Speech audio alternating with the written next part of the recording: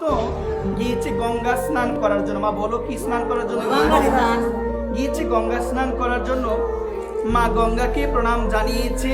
মা গঙ্গাকে প্রণাম জানিয়ে মা গঙ্গাতে স্নান করেছে। কিসে স্নান করেছে? স্নান করেছে। স্নান করার পরে যখন চলে আসবে, এদিকে একটা গাছের মধ্যে, গাছের নিচ দিয়ে সাধুকে যেতে হবে। ওইদিকে একটা গাছের মধ্যে একটা দুষ্ট ছেলে, কি ছেলে বলো সবাই? একটা দুষ্ট ছেলে। সে চিন্তা করলো সাধুকে একটু রাগান্বিত করাতে হবে। কি করাতে হবে? একটু রাগান্বিত করাতে হবে, আমি তার সাথে একটু মজা করবো। সে কি করলো, যখনই তার গাছের নিচ দিয়ে সে যাবে, তখন সে একটু তুতু তার মাথার উপরে ফেলে দিল। কার মাথার উপরে? সাধু। সাধু উপরে তাকালো, উপরে তাকিয়ে দেখলো একজন ছেলে তার মাথার মধ্যে কি দিল? তুতু দিল। সে কোনো কিছু না বলে সে আবার চলে গেল স্নান করার জন্য, গঙ্গা স্নান করছে। গঙ্গা স্নান করলো, আবার চলে যাবে। আবার যখন চলে যাবে, ওই গাছের নিচ দিয়ে কিন্তু যেতে হবে, আর কোনো রাস্তা নেই।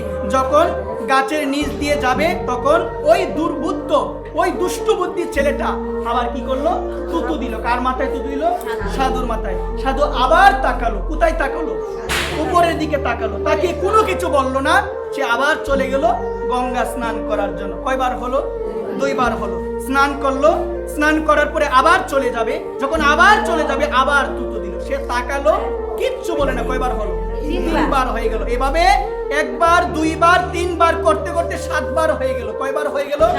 7 বার হওয়ার পরে সে চিন্তা করলো, আমি তার উপরে এতগুলো তুতু দিলাম, সে পরিণামে বা বিনিময়ে আমাকে কোনো কিছু না বলে সে বারবার স্নান করছে, আবার আমার এদিকে যাচ্ছে।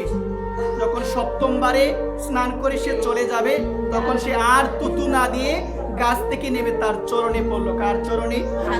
একটু মনোযোগ দিয়ে শুনো। সাধুর চরণে পড়লো।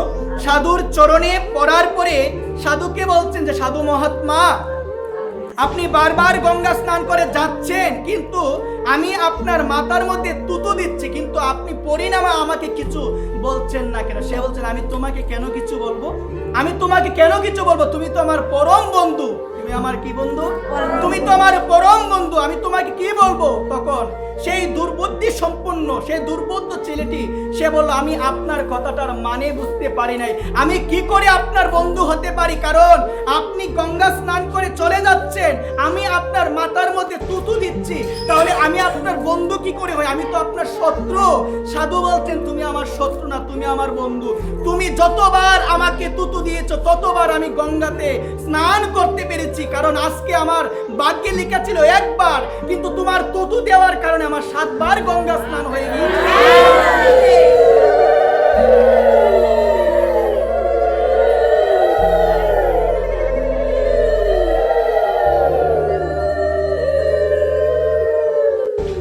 দেখো সাধুর বিচার কিরকম। সাধুর মনটা একদম পবিত্র। সাধু কিভাবে বিচার করলো? সাধু বলল, তোমার কারণে আজকে আমার কথা ছিল 1 বার, কিন্তু আমার হয়ে গেল কয়বার?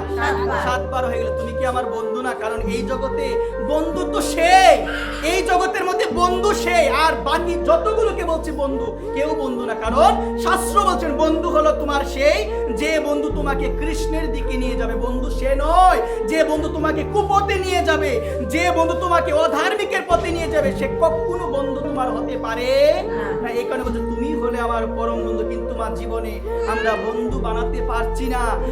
আমরা ভাবি সে তো আমার অনেক প্রিয় আপন, সে আমার বন্ধু, কিন্তু শাস্ত্র বলছেন যে তোমার প্রকৃতপক্ষে সত্যিকারের বন্ধু, সে তোমাকে ভাগবতী আসরে নিয়ে যাবে, সে তোমাকে সাধুতে পরিণত করবে, সে তোমাকে নিয়ে হরে কৃষ্ণ মহামন্ত্র কীর্তন